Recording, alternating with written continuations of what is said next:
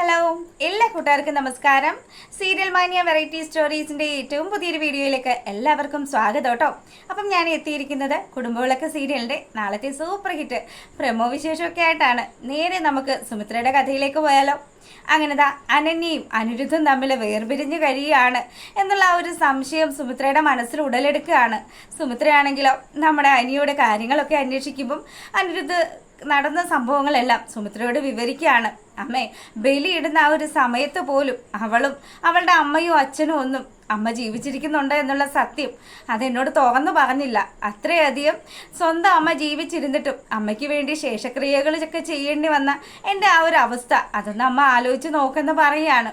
അപ്പം അനിരുദ്ധ പറയുന്ന കാര്യങ്ങളൊക്കെ കേട്ട് നിന്നിട്ട് സുമിത്ര പറയുന്നുണ്ട്, മോനെ, എന്തൊക്കെ വിഷയങ്ങളൊക്കെ ഉണ്ടായാലും അനന്യ ഈ കാര്യങ്ങളൊന്നും അറിഞ്ഞിട്ടില്ലല്ലോ. അവളുടെ അച്ഛനും അമ്മയും ഒക്കെ ചെയ്ത തെറ്റിന് നീ എന്തിനാണ് അവളെ വിഷമിപ്പിക്കുന്നത്? അതുകൊണ്ട് നീയും സ്വരമോളും അനന്യയും കൂടി താമസിക്കണം. നിങ്ങൾ രണ്ടുപേരും എൻ്റെ അടുത്ത് ഉണ്ടാകണം എന്നുള്ള കാര്യമാണ് സുമിത്ര പറയുന്നത്. അപ്പം അനിരുദ്ധ് അവൻ്റെ ആ ഒരു തീരുമാനത്തിൽ ഉറച്ചു നിൽക്കുന്ന ആ ഒരു സമയം സുമിത്ര വീണ്ടും പറയുന്നുണ്ട്, മോനെ, നീ എന്തൊക്കെ ന്യായീകരണങ്ങൾ ഉണ്ടാക്കിയാലും നിങ്ങൾക്കൊരു കുഞ്ഞുണ്ട്. ആ കുഞ്ഞിൻ്റെ ഭാവി അത് നിങ്ങൾ ചിന്തിക്കണ്ടേ? എത്രയൊക്കെ വന്നാലും നിങ്ങൾ ഒരുപാട് വിദ്യാഭ്യാസമുള്ള ആൾക്കാരല്ലേ എന്നൊക്കെ പറഞ്ഞ് സുമിത്ര ഓരോ കാര്യങ്ങളും നമ്മുടെ അനിരുദ്ധിനെ പറഞ്ഞ് തിരിപ്പിക്കുമ്പം അനിയുടെ മനസ്സ് മാറുകയാണ്. ശരി തന്നെയാണ്, അനിരുദ്ധ ആലോചിക്കുന്നുണ്ട്. എത്രയൊക്കെ വന്നാലും താൻ അനന്യയോട് കാണിക്കുന്നത് കുറച്ച് കടുങ്കൈ തന്നെയാണെന്ന്. അങ്ങനെതാ ആ ഒരു സീനൊക്കെ കഴിയുമ്പോഴാണെങ്കിലോ നമ്മളെ കാണിക്കുന്നത് സിദ്ധാർത്ഥാണെങ്കിലും സരസ്വതി അമ്മയുമായിട്ട് സംസാരിക്കുകയാണ്. അപ്പം സരസ്വതി അമ്മയാണെങ്കിൽ പറയുന്നുണ്ട്, മോനെ, ദേ പൂജയെ അമ്മ ഇവിടുന്ന് ഇറക്കി വിട്ടത് മോനും സുമിത്രയും തമ്മിൽ ഒന്നിക്കാൻ വേണ്ടിയിട്ട് തന്നെയാണ്. അത് ഒരുപാട് കാര്യങ്ങൾ അമ്മയുടെ മനസ്സിൽ പ്ലാനിങ്ങിലൊക്കെ ഉണ്ട്. അതുകൊണ്ട് ദേ നീ ഇനി അവളെ ഇറക്കി വിട്ടു എന്നും പറഞ്ഞ് എൻ്റെ മെക്കിട്ട് കയറാനൊന്നും വരണ്ടെന്ന് പറയുകയാണ്. പക്ഷേ സിദ്ധാർത്ഥാണെങ്കിലോ അമ്മ അവളോട് കാണിച്ചത് കുറച്ച് ക്രൂരത തന്നെയാണ്. എത്രയൊക്കെ വന്നാലും സുമിത്ര അവളെ എത്രമാത്രം സ്നേഹിക്കുന്നുണ്ട്. അമ്മ ഇവിടെ താമസിക്കുന്നതിന് കാരണക്കാരിയും പൂജ തന്നെയാണ് എന്നൊക്കെ പറഞ്ഞ് മനസ്സിലാക്കാൻ ശ്രമിക്കുമ്പോഴും സരസ്വതി അമ്മയാണെങ്കിലോ എൻ്റെ പൊന്നു മോനെ, എനിക്ക് എന്തായാലും നിൻ്റെ ഭാവി, നിൻ്റെ കുടുംബം, നീയും നിൻ്റെ മക്കളും ഒക്കെ കൂടി സന്തോഷമായിട്ട് ജീവിക്കണം. അതോടൊപ്പം സുമിത്രയും ഉണ്ടാവണം. അതൊക്കെ തന്നെയാണ് ഈ അമ്മയുടെ ആഗ്രഹം. ഇനി എത്ര കാലം ഞാൻ ജീവിച്ചിരിക്കുമെന്നൊന്നും അറിയില്ലല്ലോ. അതുകൊണ്ട് നിൻ്റെ ആ ഒരു സന്തോഷം അത് തന്നെയാണ് എനിക്ക് വേണ്ടത് എന്നൊക്കെ പറയുകയാണ്. അപ്പോഴും നമ്മുടെ സിദ്ധു പറയുന്നുണ്ട്, അമ്മയും അതുപോലെ തന്നെ സുമിത്രയും നിങ്ങളെല്ലാവരും ചേർന്ന് നമ്മുടെ ശ്രീനിലയത്തിൽ പഴയതുപോലെ താമസിക്കണം. ആ ഒരു ആഗ്രഹം മാത്രമേ ഇനി എനിക്ക് ബാക്കിയുള്ളൂ. പിന്നെ എന്നോടൊപ്പം സുമിത്ര ഉണ്ടാകണമെന്നുള്ള കാര്യം അത് ഞാൻ ഒരുപാട് പ്രാവശ്യം സുമിത്രയുടെ മുന്നിൽ പറഞ്ഞ സംഭവമാണ്. പക്ഷെ അവൾക്ക് എന്തുകൊണ്ടോ എന്നോട് പൊരുത്തപ്പെട്ടു പോകാൻ പ്രയാസമൊക്കെയാണ്.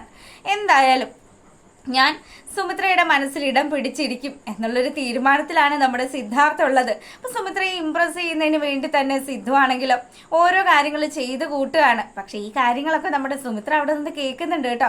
അപ്പം നമ്മുടെ സിദ്ധാർത്ഥിൻ്റെ മനസ്സിലിരിപ്പൊക്കെ മനസ്സിലാക്കുമ്പോഴത്തേക്കിനും സുമിത്ര ആണെങ്കിലോ എന്തായാലും തൻ്റെ മനസ്സിൽ ഒരേ ഒരാൾ മാത്രമേ ഉള്ളൂ, മരിച്ചു പോയെങ്കിലും രോഹിത് തന്നെ. അപ്പോൾ രോഹിത്തിൻ്റെ കാര്യങ്ങളൊക്കെയാണ് സുമിത്രയുടെ മനസ്സിലുള്ളത്. തൻ്റെ പൂജ മോളെ ഒരു കാരണം വെച്ചാലും തനിക്ക് തള്ളിക്കളയാനൊന്നും പറ്റത്തില്ലല്ലോ. അങ്ങനെതാ ആ ഒരു സീനൊക്കെ കഴിയുമ്പോഴാണെങ്കിൽ നമ്മുടെ രഞ്ജിതയെ കാണിക്കുകയാണ്.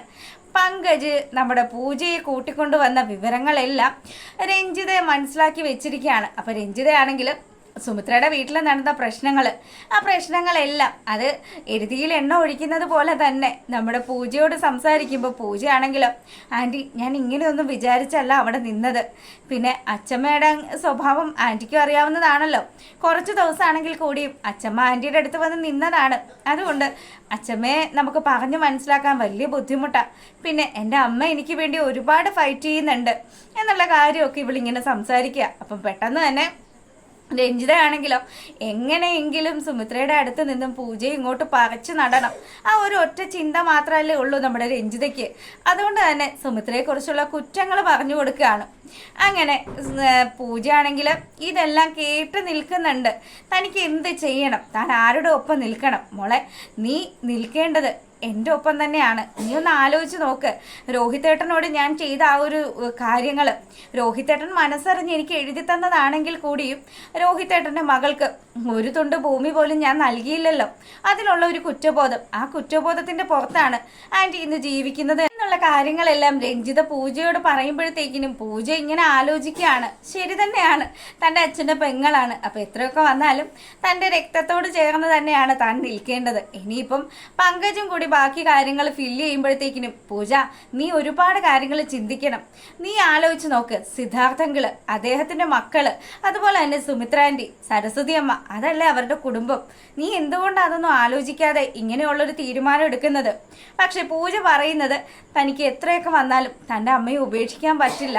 ആ ഒരു കാര്യം രഞ്ജിതയോട് പറയുമ്പോഴും രഞ്ജിത പറയുന്നുണ്ട്, മോളെ നീ ഒന്ന് മനസ്സിരുത്തി ആലോചിച്ച് നോക്ക്. എന്തായാലും പൂജ 2 ദിവസം നീ ഇവിടെ നിൽക്ക്. നീ ഇവിടെ നിന്ന് കഴിഞ്ഞിട്ട് വിശദമായിട്ട് നിനക്കൊന്ന് ആലോചിക്കാമല്ലോ. അത് ആലോചിച്ചതിന് ശേഷം മാത്രം നീ നല്ലൊരു തീരുമാനം എടുക്ക്. അങ്ങനെയൊക്കെ പറഞ്ഞ് നമ്മുടെ പൂജയെ ആ റൂമിലേക്ക് കയറ്റി വിടുകയാണ് രഞ്ജിത. അപ്പം ഈ സമയത്താണെങ്കിലോ രഞ്ജിതയുടെയും പങ്കജിൻ്റെയും ഒക്കെ മുഖത്ത് ഭയങ്കര സന്തോഷമാണ്.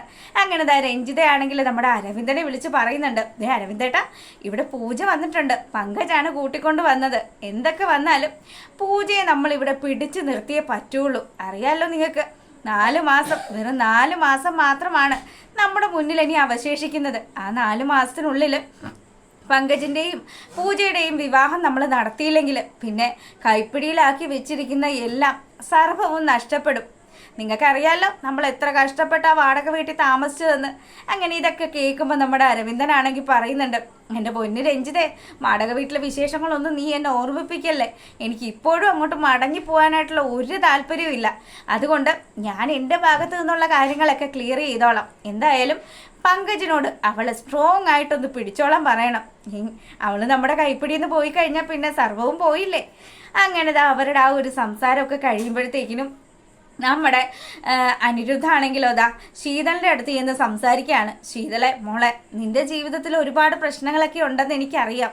പക്ഷേ നീ അതൊക്കെ എങ്ങനെയാ മോളെ ഇത്രയധികം സഹിച്ച് അവനോടൊപ്പം ഇത്രയും കാലം കഴിഞ്ഞു കൂട്ടിയത് എന്നുള്ള കാര്യമൊക്കെ ചോദിക്കുകയാണ്. അപ്പോൾ ശീതളാണെങ്കിലോ, ഏട്ടാ, നമുക്കാണെങ്കിൽ സ്വന്തമായിട്ട് ആരും തന്നെ ഇല്ല എന്നുള്ളൊരു വിശ്വാസത്തിൻ്റെ പുറത്താണ് ഇത്രയും കാലം ജീവിച്ചു പോകുന്നത്. എത്രയൊക്കെ വന്നാലും എൻ്റെ അമ്മ മരിച്ചു പോയെന്നാണല്ലോ നമ്മുടെ ദീപങ്ങൾ നമ്മളെയൊക്കെ പറഞ്ഞ് ധരിപ്പിച്ചു വെച്ചിരുന്നത്.